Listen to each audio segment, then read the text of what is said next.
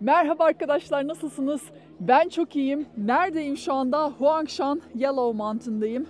Şimdi ben biraz buralarda yürürken buraya nasıl gelinir onu anlatacağım. Çünkü oldukça karışık bence. İnternette çok fazla bilgi okumam gerekti. Özet bir şekilde nereden nasıl geldim? Haydi başlayalım.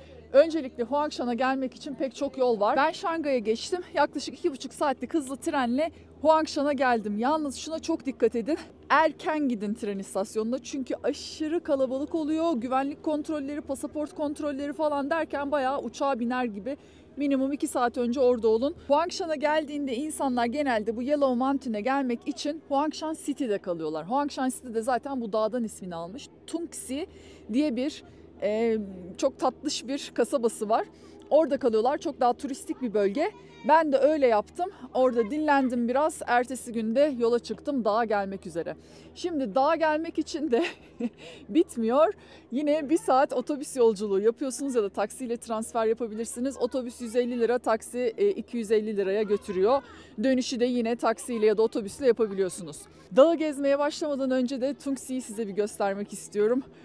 Orada bir gün, bir full gün vakit geçirdim. Çok çok keyifli bir yerdi. Çok güzel bir kasabaydı. 650 yıllık o tarihi sokağında yani kaç saat vakit geçirdim bilmiyorum o bölgede. O yüzden tavsiyemdir gelindiğinde orada kalınması. Ama dağda da direkt yani Yellow Mountain'de de oteller var. Orada da kalabiliyorsunuz. Dileyen onu da tercih edebilir. Fiyatlar daha fazla. Haydi gelin şimdi Tungxi'yi gezmeye başlayalım. Şemsiyesini de takmış. Yana yana geliyorlar vallahi. Bir de caddelerde burası hadi normal de büyük büyük böyle çok tedirgin oluyor insan karşıdan karşıya geçerken. Şunlardan alalım hadi. En azından bir altlık. Neli acaba? Soramayacağım ben şimdi. 2 yuanmış. Burada nakitiniz olursa iyi olur bu bölgede. Çünkü her şey 1, 2, 3 öyle. Ama sonra yanıma bir adam geldi direkt duvardaki barkodu okuttu. Onların da varmış yani yine her şeyi barkod okutarak ödeyebiliyorsun ya. Her bir şeyin takip ediliyor. Uygulama indiriyorsun ya o uygulamadan her gittiğin şehirde ayrı bir bus ticket barkodu oluşturuyorsun. İşte metro falan. Ve sürekli her şeyi uygulama üzerinden yaptığında pasaportun ona bağlı, kredi kartların ona bağlı, bütün yani kimlik bilgilerin her şeyin. Thank you. Thank you. Abla mıydı, abi miydi? Tam da bakamadım. Canım benim ya. Yani yüzüne tam bakamadım. Gözlük var da. Revi Aley'miş ismi. Revi Sokağı'na girişmiş burası. Uluslararası Revi Sokağı'na. Uluslararası Arkadaş Revi Sokağı'na giriş diyor. Şu sokak için. Çin halkının eski bir dostu. Büyük bir internasyonel savaşçı ve seçkin bir Yeni Zelanda sosyal aktivisti. 1927'den 1987'ye kadar, ölümüne kadarki dönemde işte Çin'de geçirmiş 60 yıl boyunca hayatını Çin devrimine ve inşasına adamış. Çin'de çok sevilen bir aktivistmiş kendisi. Burada müzik beni içeri çağırıyor.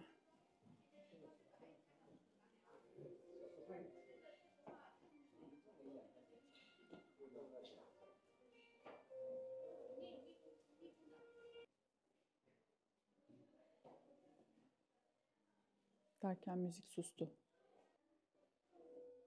Can you speak English? Yeah. What is the price for this one?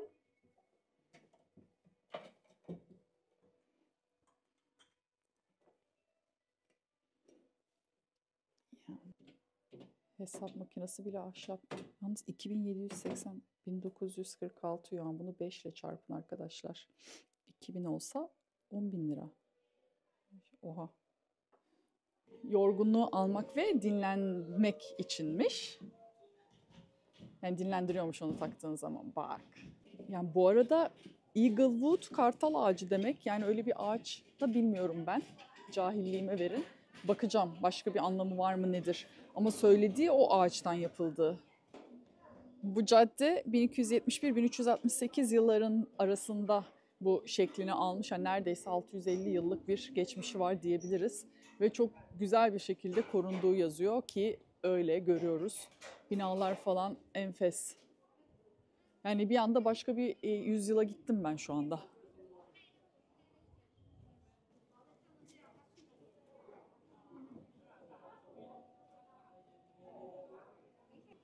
Ya burası çok şirin, hem güneş alıyor.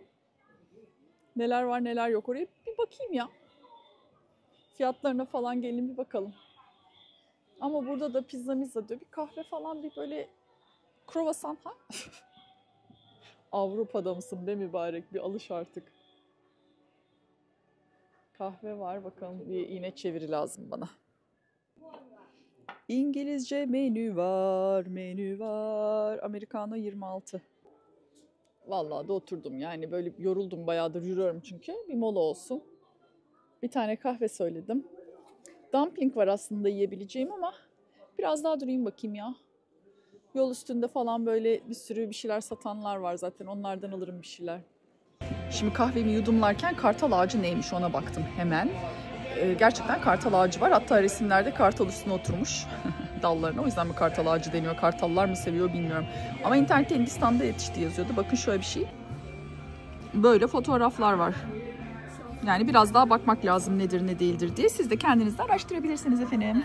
Ben yine de okumaya devam ediyorum. Diyor ki binlerce yıllık bilinen kullanımı ve Müslüman, Hristiyan ve Hindu toplulukları diyen din grupları arasında da değer verilen oud, kolonyalarda, tüslerde ve parfümlerde kullanılan kendi özgü kokusu nedeniyle Orta Doğu ve Güney Asya kültürlerinde değerlidir demiş. Çok güzel kokuyordu bu arada. Öyle işte, Eaglewood 10.000 lira. Şimdi burada test ettirdiler. Çok lezzetli bu arada. 3 yuan verdim. 2 tane. Bye bye. İkisi 3 yuan. 15 lira. Uf, acayip lezzetli.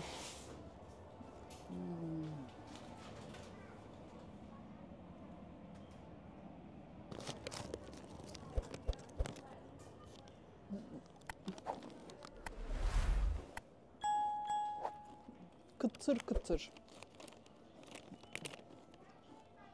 Zeytin gibi içindeki. Yine ne yediğimi bilmiyorum. Ama bunlardan böyle çok var buralarda. Böyle bu tarz minik kurabiyeler. Ay bu ne böyle ki? Pirinç gibi gözüküyor. Şunu okutayım bakayım. Lingshan şarabıymış bu arada. Baktım şimdi ne yazdığına da. Thank you. Belki daha sonra deneriz. Şu an bu saatte değil yani. Ay bu dükkan çok şirin. İçeri gireceğim. Şu elimdekini bir bitireyim de.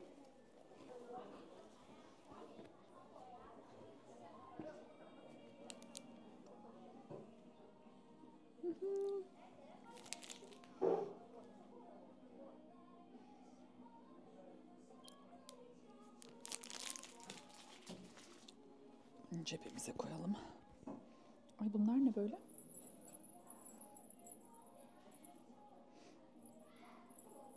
Bileklik gibi bir şey mi, anlamadım ne?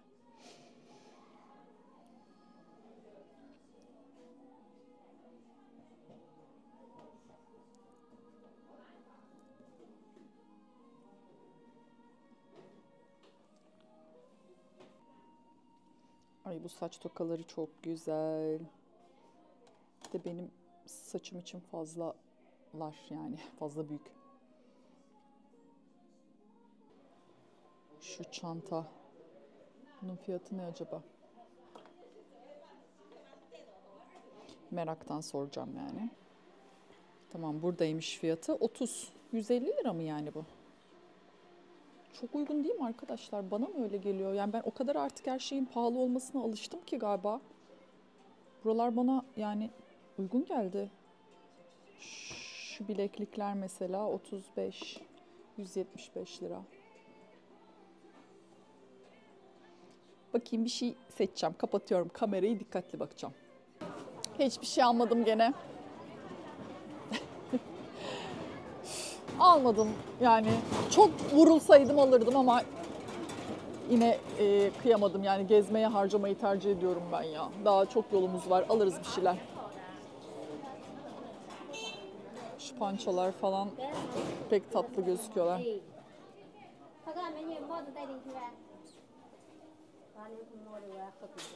Ama zaten biraz bir iki Çince bir şey öğrensem artık ya. Bakayım da bir şeyler söyleyeyim bari. Hi, hello, thank you yerine en azından.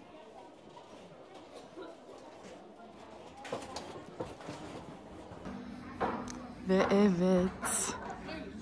Oley. Su kenarı. Haydi manzaraya bakalım.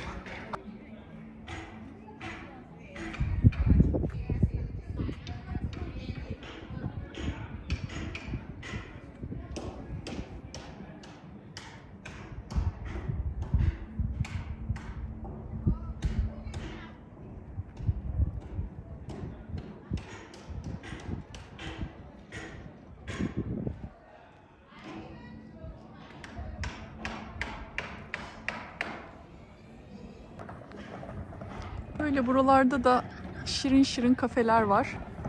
Tam bu işte nehrin geçtiği yol boyunca.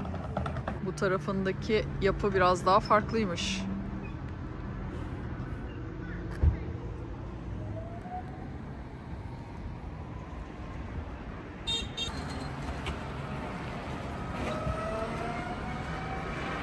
Çok şirin bunlar ya. Rengarenkler bir de.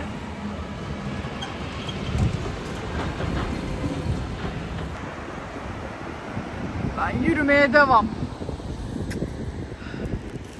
Şu arkadaki köprünün oradaydık galiba. Ya da bir köprü daha vardı, bilmiyorum. Hava çok güzel. Böyle şarkı söyleye söyleye yürüyorum. Oley, park buldum. Dyson Park'mış. Ben buraya gireyim, biraz takılayım. Size de ucundan gösteririm sıkılmayın diye. Oy canım benim. Merhaba. Ay o kadar ton gülüyor bana ya. Oh. Aman. Oh. Mutluyum ulan.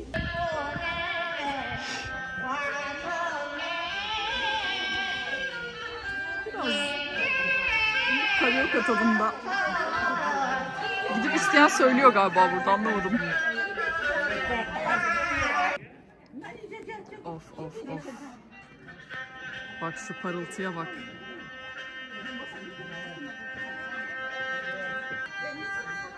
Köprünün estetiği nasıl? Şurada biraz oturup müzik dinleyeceğim.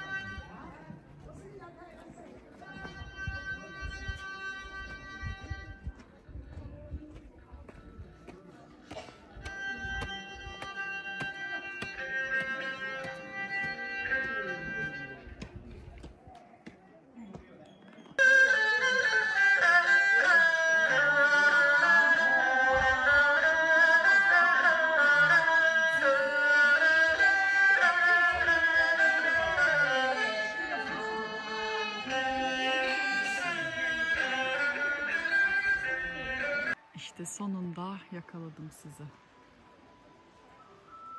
Qigong yaptıklarını tahmin ediyorum.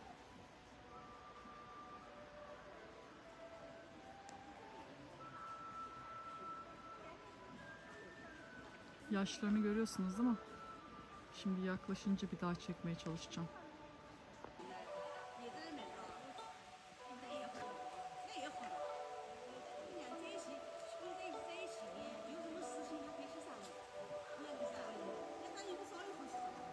Bana bakıyorlar, daha fazla çekemeyeceğim.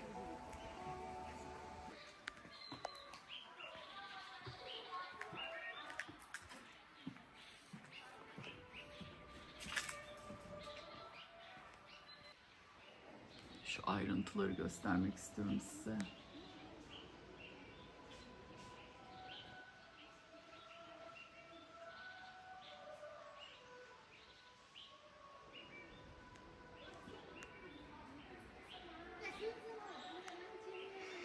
Yine rastgele bir yürüyüş ve yine harika yere çıktı gördüğünüz parka yolum. Ama yani nereye çıksa zaten harika olacak benim için. Çünkü ilk defa görüyorum ya, yeni bir şey keşfetmenin bende böyle acayip bir coşkusu oluyor. Çok güzeldi. Bir de defalarca kez söylediğim bir şey söyleyeceğim. Ben bu yaşlılara deliriyorum ve buradakiler aşırı tatlılar. Aşırı güzel, böyle sıcacık gülüyorlar. Gerçekten gidip sarılasım geliyor. Dil konuşabilsek ya bir sarılayım falan diyeceğim. Onu nasıl tepki vereceklerini bilmiyorum. Her an yapabilirim bak, her an. Park hemen buraya çıktı. Yine Eskişehir'in bir bölümüne yani. Ve 1 dakika olmadı parktan çıkalı.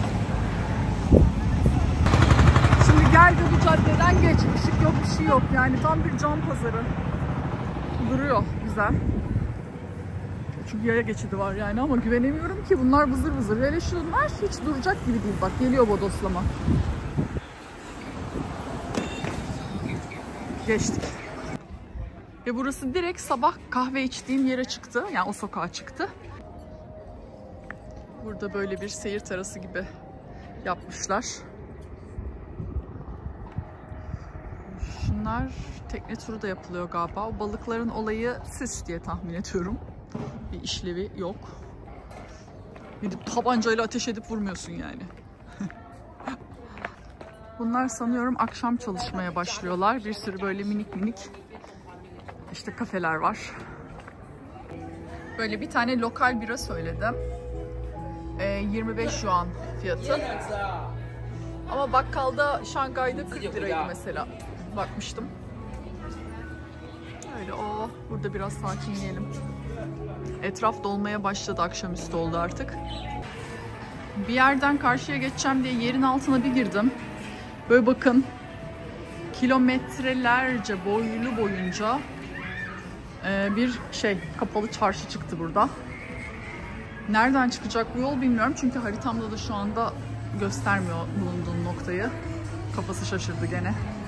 Böyle dümdüz gidiyorum yani sonuna kadar ama bayağı böyle upuzun bir koridor.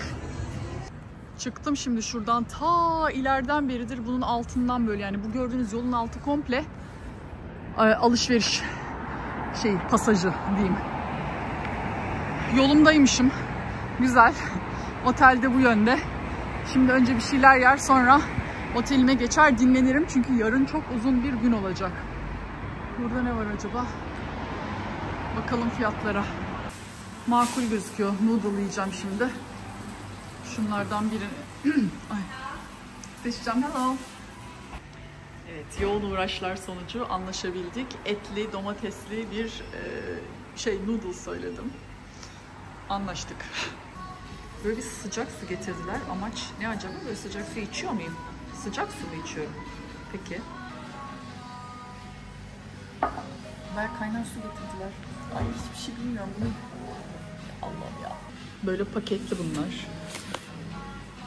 Neyse gelsin, bildiğimiz noodle gelecek. Hadi ben sıcak su koyup pişirmeyeceğim değil mi?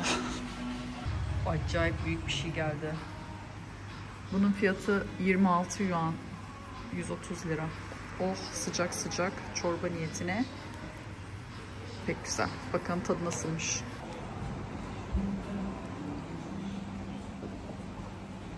Yandım.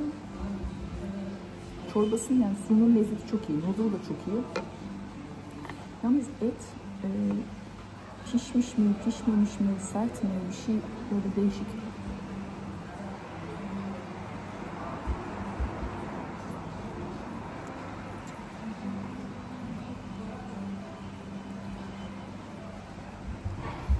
Yani böyle sakızdan hallice. Neyse biraz soğusun, tekrar deneriz. Güzelmiş bu arada. Başta öyle sakız gibi sert geldi ama böyle içinde bekledikçe yumuşadı herhalde, ne bileyim, böyle komplesini atınca böyle güzel ağzımda dağılmaya başladı. O kadar keyifli yiyorum ki. Oh! 3 günlük yedim. Mide fesatı geçireceğim. Yani 20 gündür az az yiyorum diye herhalde o kadar çok geldi ki. Dedim yani bir daha böyle hani yemişken ye. 3 gün yemesem olur. Vallahi mide fesatı geçireceğim. Nasıl buldunuz? Çok şirin değil mi? Evet, artık geri döndüğümüze göre dağdan devam edelim. 7.30'da çıktım yola. 8.30 gibi buradaydım. Buradaydım dediğim aşağıda. Şu anda sezon olmamasına rağmen, yani yazın insanlar buraya daha çok geliyor. Yine de kalabalık. Yazın düşünemiyorum burayı. Aralıkta zaten kapanıyormuş. Benim çıktığım cable car falan. Diğer cable car'lar daha farklı, daha erken de kapanan var galiba. İki bölgesi var. Bir front, bir back mountain diye. İki taraftan da hem yürüyüşler yapabiliyorsunuz hem de yani uzun hike'lar yapabiliyorsunuz. 6-7 saat falan sürüyor. Ya da daha kısa cable car'ları da kullanarak yine gezebiliyorsunuz buraları. Kayanın şekle bakın. Buraya Yellow Mountain denmesinin sebebi dağların renginin sarı olması değil bu arada. Sarı İmparator ruhunu burada teslim etmiş. Cennete burada yükselmiş. Öyle bir efsane var.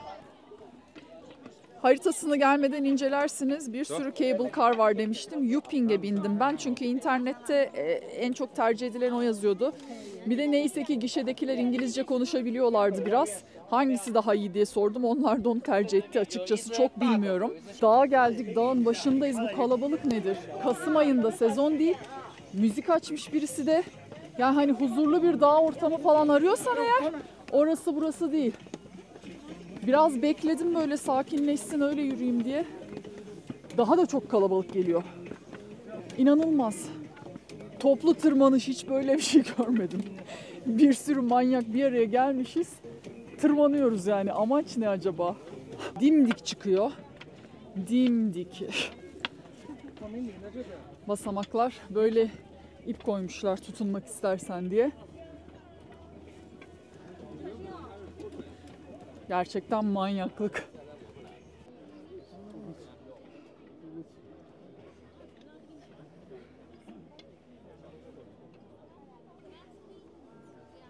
Sürekli elime biri çarpacak da düşüreceğim diye korkuyorum. Çünkü hemen burası böyle, düştüğümü alma ihtimalim yok. Ya adamlar nerelere merdivenler, basamaklar yapmışlar, teleferikler koymuşlar. Gelsin halkım geçsin buraları diye ya. Bilmem kaç metre yüksekteyiz. Bütün dağı böyle turistik bir yer haline getirmişler. Çin'de böyle çok yer göreceğiz daha. Yani hepsinin ne kadarını görebilirim bilmiyorum ama böyle bir yer yani, psikopatlık yani, bravo, helal olsun, ne diyeyim. Ve inanılmaz bir sistem var, tıkır tıkır işliyor. Ya bu kadar kalabalığı yoksa kaldıramaz. Ki dediğim gibi sezon değil, bu hiçbir şey değil. Böyle tıkır tıkır gidiyor. Ay muhteşem. Muhteşem yani. Bir havaya giremiyorum gürültüden ama onun dışında muhteşem. Bakın şu karşıda mesela bulutların arkasından şu dağları görüyorsunuz değil mi?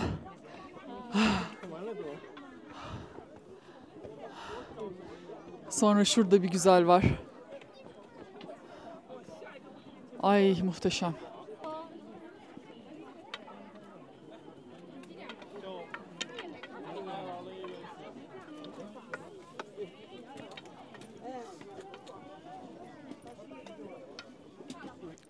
Peki bu dronlar ne yapıyor sizce? Ya malzeme taşıyorlar bir yerden bir yere belli ki. Ya gerçekten inanılmaz. Resmen yani trafik kilitleniyor ve bekliyorsun. Şaka gibi. Epey dik bir iniş şu anda.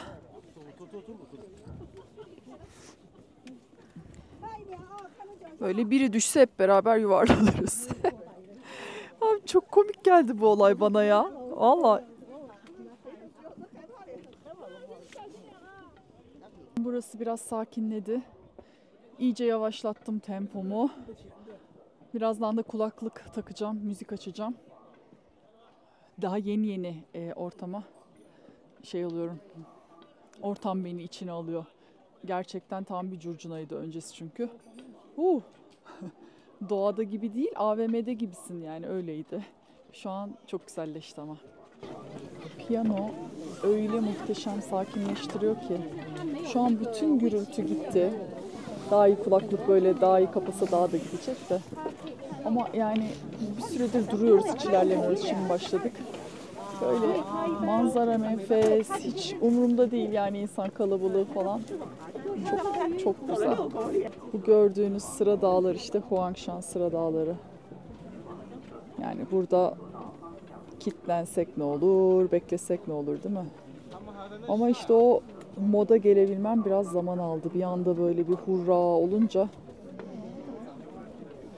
Ay şu an çok huzurluyum. Havada güneş de öyle güzel ısıtıyor ki. Oh.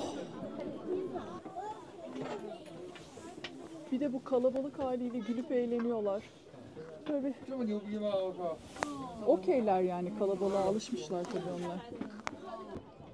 İşte şurası bir süredir beklediğim nokta. Şimdi yukarı çıktım ve böyle daha çıkıyoruz böyle buralardan. Ama şimdi hazır olun. Çünkü önüm çok açık. Burada biraz durdum. Yine ay bu kadar güzel ki. Bu dağların üstünden seke seke koşasın gelmiyor mu? Ha böyle bak. Hop oraya atla, hop oraya atla, hop oraya atla. O kadar güzeller ya. Amanın, burada dağın öbür yüzünü görüyoruz. Bu tarafa geçiş olacak mı yoksa oraya başka bir cable car mı çıkıyordu bilmiyorum. Yolu takip ediyorum sadece.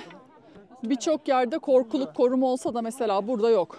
Yani buradan düşmen iyi olmaz. O yüzden güzel yani o şeylerde, o hallerde. Böyle çöp kovaları var. Yani kova gibi çöp attığın. Muhtemelen o dronlar da o poşetlerle çöpleri ara ara topluyorlar. Ve dediğim gibi işte malzeme falan bir şeyler getir götür yapıyorlar. Güzel sistem. Başka türlü zaten olmaz buralarda. Bu tarafta da yine Sıra Dağları görüyoruz. Nasıl bir coğrafya.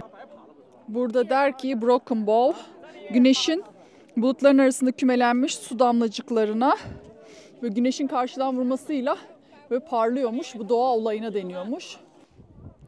Şimdi kalabalıktan biraz uzaklaşıp böyle manzarayı izleme zamanı.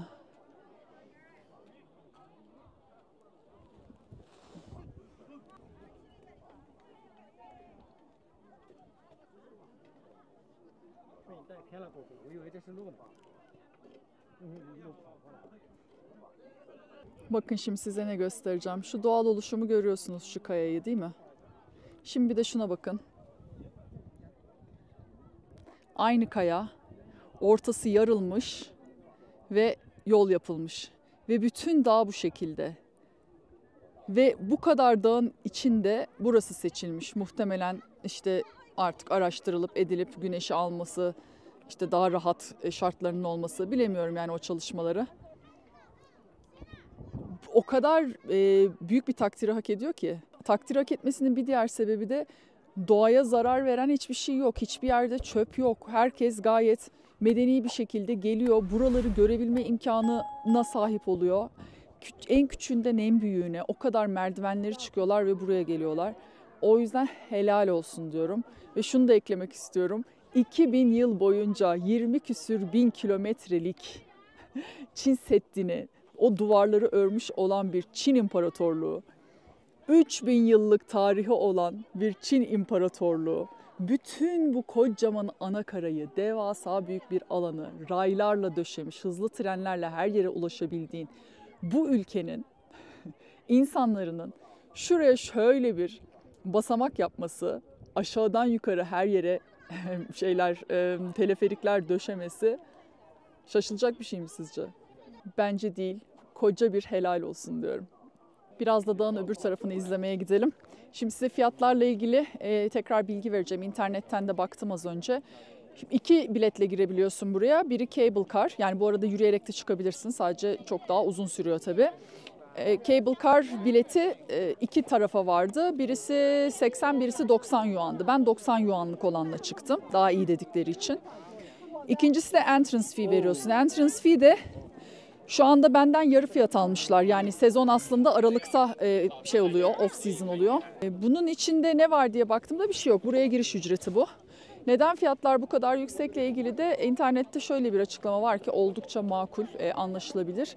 Öyle bir yer ki bir kere buraya ulaşım yok. Bütün bu işte yemek, bu ihtiyaçların vesairenin buraya planlanması, getirilmesi falan çok ciddi zahmet. Yani bir sürü böyle hani imkan eksikliklerinden sebep buraya arabayla ulaşım olmadığından işte otellerin, burada bir sürü oteller, tesisler falan da var belli bölgelerde. Bunların inşaatı, yapımı, bütün işte bu lojistik falan derken çok zahmetli olduğundan fiyatların da buralarda olduğunu söylüyor.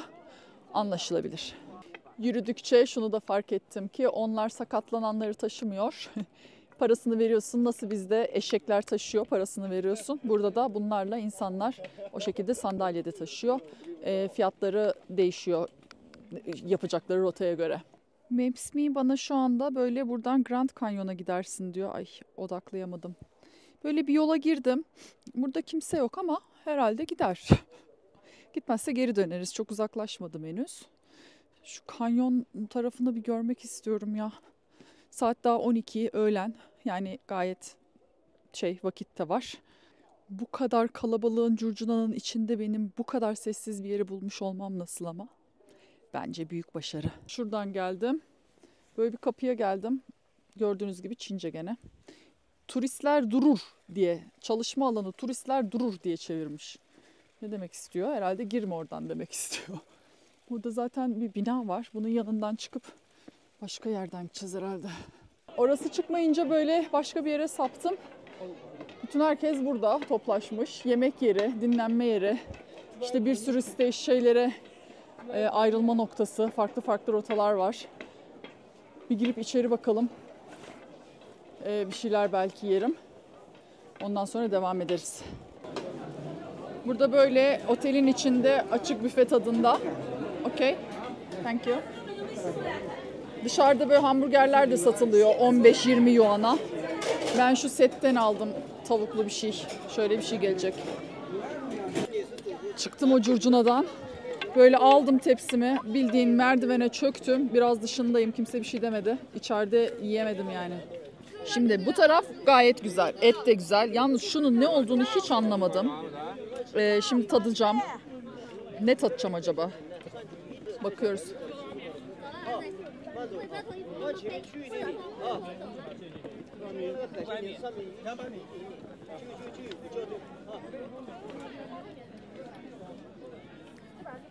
Hiçbir fikrim yok ne olduğuna dair. Kötü değil, iyi değil bir şey işte. Kanyona birkaç yoldan ulaşım var. Oldukça karmaşık gene bir süredir. Yani yaklaşık yarım saattir internetten okuyorum. Şurada yol ikiye ayrılıyordu. Ya böyle yürüyerek böyle komple geziyorsun. O böyle 6 saat falan diyor internette. Ya da buradan teleferikle gidiyorsun. Ondan sonra oradan başka bir noktaya gidiyorsun falan. Oradan geri dönüş yine mi teleferikle olacak anlamadım ama bu teleferik de yine 500 lira. Geri dönerken bir daha vereceğim falan. Zaten çok verdim. O yüzden teleferiği kullanmayıp şimdi buradan o 6 saatlik dediği rotaya gireceğim. Biraz yürüyeceğim. Bakalım ne kadar ne görebiliyorum. Sonra geri döneceğim. Burada da bir sürü uyarı var tam yol girişinde. İşte sağlık sorunu olan girmesin. İşte şu saatten sonra girme. İşte çok dikmiş çünkü. Biraz gidelim bakalım. Böyle sürekli inen bir merdiven durumu var burada. Ne kadar ineceğim, nereye ulaşacağım, kanyonu görebilmek istiyorum. Yani en azından bir açıdan şöyle görsem iyice aşağı kadar su seviyesine inmem gerekmiyor. Su seviyesiyle de ilgili zaten uyarılar yapmışlar. İşte ani yükselmeler olabilir falan. Tabii o uyarılar hep yapılmak zorunda. Kanyon sonuçta burası. Ve Kasım son ay kapanıyor sonra. Kış olduğu için, riskli olduğu için. Bu yolun yapılması kanyon tarafındaki 5 sene sürmüş. İnternette yine yazan bir bilgi. Kenarlarda koruma falan yok. Nasıl yerlerden geçeceğimi de tam kestiremiyorum. Ama az önce güvenlik vardı mesela bekleyen bir kişi. Belki belli aralıklarda böyle kontroller vardır. Yani beni kontrol etmiyorlar da güvenlik amaçlı duruyorlar. Burada sürekli sis oluyormuş 258 gün boyunca. Yılın 258 günü. Amanın acayip bir şey göreceğim galiba. Dimdik bir uçurum görüyorum şurada. Bak şimdi kayaları görüyorsunuz. Dağı böyle dimdik aşağı doğru gidiyor. Aman Allah'ım. Ay iyi ki pes etmedim. Yukarı çıkan birkaç kişi gördüm bu arada. Aşağı inen henüz hiç yok.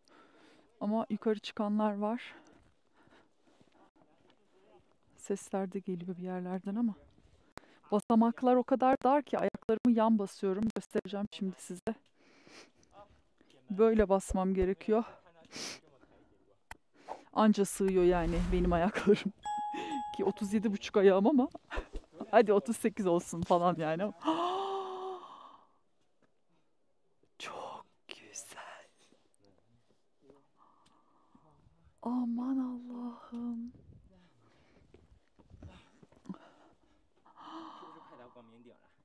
Oha. Hello.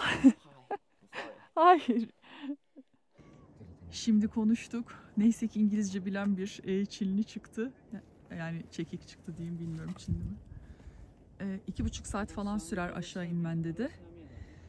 Ve çok dik dedi. 2,5 ineceğim. 2,5'tan fazla yukarı çıkmam sürer falan. O yüzden en aşağı kadar inmeyeceğim. Ama dedi ki bir 5 dakika daha git. Ondan sonra çok dikleşiyor. Orada çok güzel bir manzara göreceksin dedi. Şimdi 5 dakika daha aşağı ineceğim. Ama burası gördüğüm en güzel manzaralardan biri net. Aman Allah'ım. Ay öyle bir uçurum ki net anlaşılmıyor. Şimdi buradan gitme diyor. Ama böyle benim başım şimdiden dönmeye başladı. Bir tuhaf oldum ben. Merdivenleri inmek beni ki yani şey yok. Düşeceğim yer şurası. Bir şey değil. Uçurum kenarı değil. Ama bir böyle yükseklik beni bir fena yaptı burada. Ah. Tamam, şuradan da şöyle devam edeceğiz. Biraz daha gideceğim. Suyun sesi gelmeye başladı. Hemen şurada.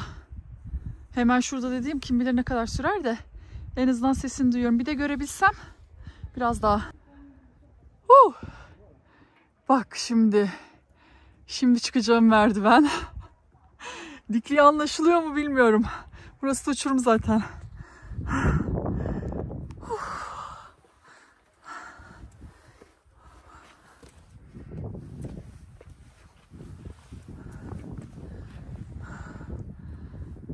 Çıkmak mı zor, inmek mi? Kesinlikle inmek. Şu an sadece zemine bak Yaso. Zemine bak, devam, evet. Siz öne bakın. Sonra ben de videodan izlerim.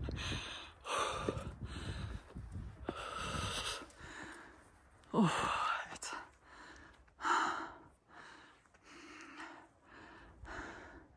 Arkadaşlar biraz oturmam lazım. Evet. Şurası tam totoma göre oturmalık. Oturalım.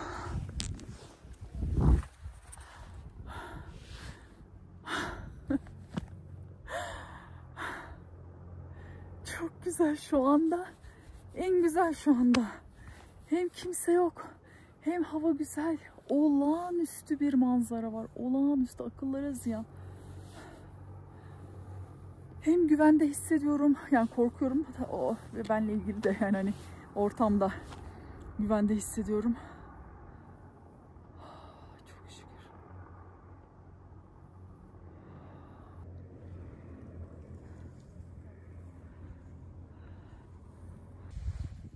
Oh, bir güzel oturdum. Bir güzel yaydım. Güneşlendim. Bir kendime geldim. Bir nefesim düzene girdi. O heyecan bir sakinledi. Şimdi şöyle birileri bağırıyor. Biraz daha gideceğim ama biraz daha gitmek istiyorum. Sonra döneceğiz. Tamam, söz. Bence burası dönmek için güzel bir nokta.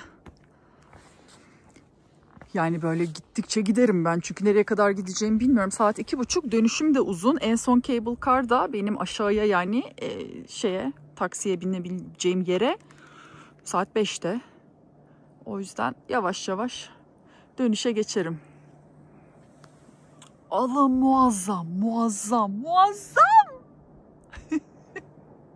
Haritada 250 metre sonra da bir gözlem noktası diyordu. Bir de orayı göreyim. Bak, bir de orayı göreyim. Muhtemelen orada da çok güzel bir manzara var. Bu arada yukarı çıkanlar hayatlarından bezmiş. Ve böyle beniz atmış. Yani böyle bitik durumdalar. Ay Allah kolaylık versin. Ben çok rahatım.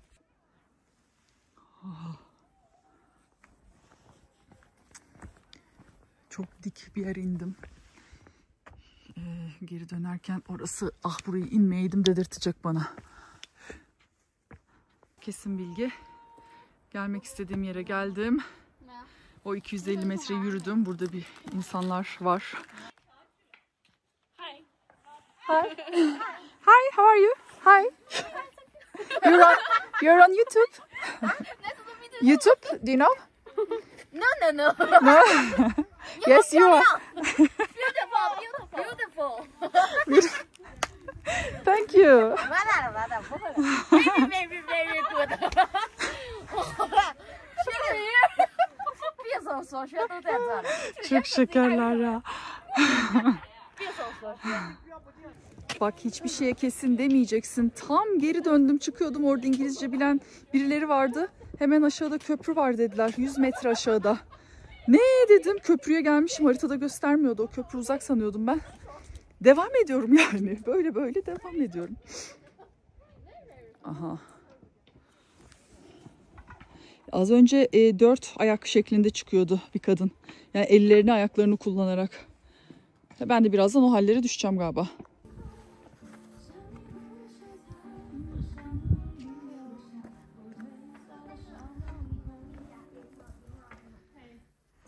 Elimle böyle destek alıyorum valla.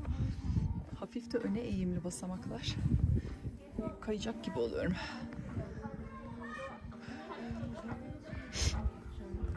Ama hiç kaymıyor bu arada. Sadece darlar. Ayağım sığmıyor. Şaka mısın?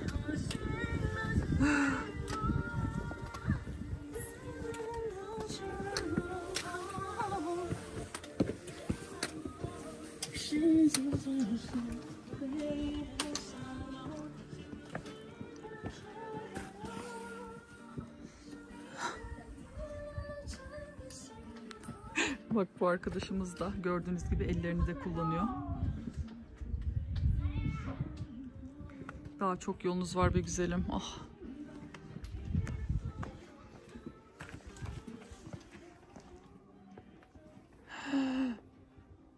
Ay.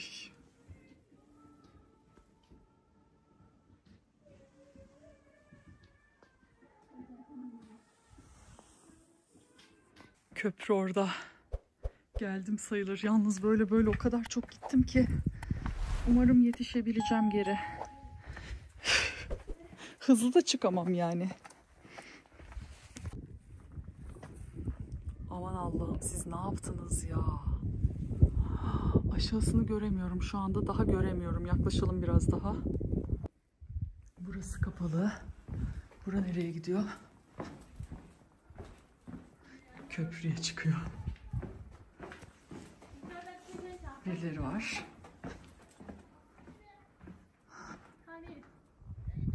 Of.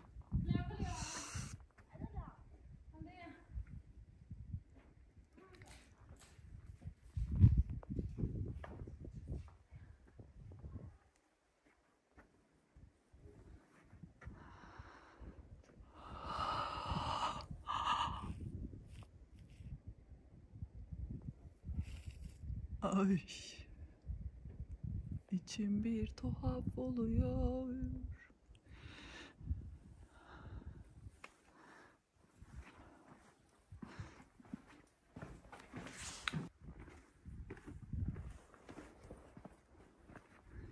Hop burada ben varım.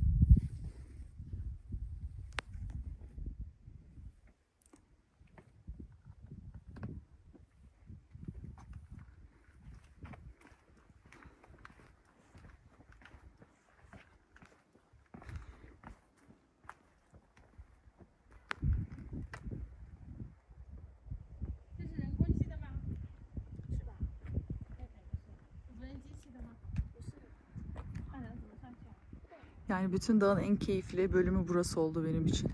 Hem az kişi olduğu için hem de manzarası çok çok daha güzel. Sessiz, çok huzurlu. Kanyona kadar inemedim maalesef. Yani inemem. Ama çok keyifliydi yine de. Şuradan geçerken bir videom olsaydı mesela, değil mi? Yani çok daha şık olurdu ama yok. Yok. Fotoğrafım da yok. Olsun, bir tane o İngilizce bilen bir arkadaşla konuştum ya, bana bir 100 metre daha git diyen. O fotoğrafımı çekmek istedi, orada çekti.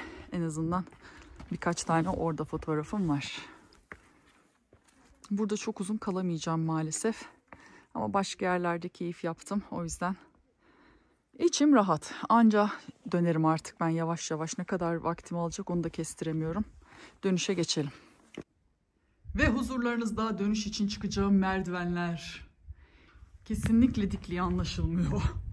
Nasıl size ifade etsem bunları ben? Yok, asla anlaşılmıyor. Asla. Bu halimi de göstermeden bitirmeyelim değil mi? Şaftım kaymış ben. Üstümü başımı çıkardım. Soğuk bir yandan ama acayip terledim. 500 basamak falan mı kaldı, öyle bir şey. Az kalmış olması lazım. Hala yetişebilecek miyiz göreceğiz. Daha hızlı hareket edebilme ihtimalim yok burada. Bak abi, görüyor musunuz? Şu plastik bardağı şöyle aşağıdan elindeki sopalarla aldı. Onu orada bırakmadı yani. Öyle temiz bakıyorlar buraya. Yani hiç çöp yok. Ya ne kadar geriyiz biz bu konuda ya. Utanıyorum. Saat 4:30. Çok yaklaştım. Yetiştim yani artık. Uzaktan gördüğüm kadarıyla aşırı bir kuyruk var. Cable car kuyruğu.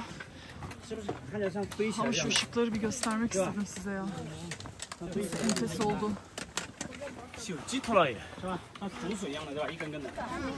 Bu cable car kuyruğu. Bu böyle sağa doğru daha devam ediyor. Bu kadar da sanmayın. Ama yürüyoruz yani normal bir hızla. 但是它这个不干净，所以不是很清楚。贴着它拍不就行了？贴着它拍也不行，对，也不行。哇，好美！算了，我还是眼睛看看吧。就刚才那一下好像没动。对呀、你看，绳子在动，这个东西是没有动的。 Otelime yaklaşık 1,5 saatlik otobüs ve taksi yolculuğum var. Umarım beğenmişsinizdir. Beğenmeyi unutmayın, olur mu? Abone olmayı da. Yorgunum. Şöyle güzel manzaraya baka baka gidelim hadi.